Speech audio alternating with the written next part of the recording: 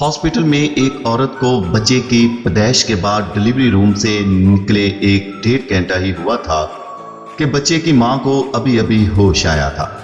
करवट लेना तो दूर की बात, हिलने में भी बेपनाह दिक्कत हो रही थी।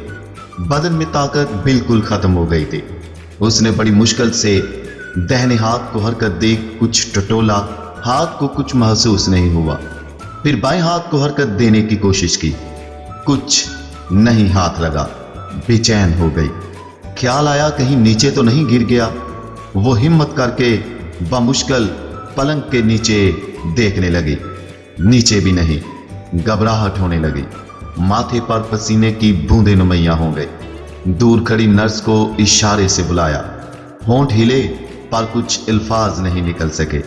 नर्स ने मां की घबराहट महसूस कर ली, उसकी आंखें भी नम हो गईं। आखिर वो भी मां थी, मां की तड़प को कैसे ना समझ पाती।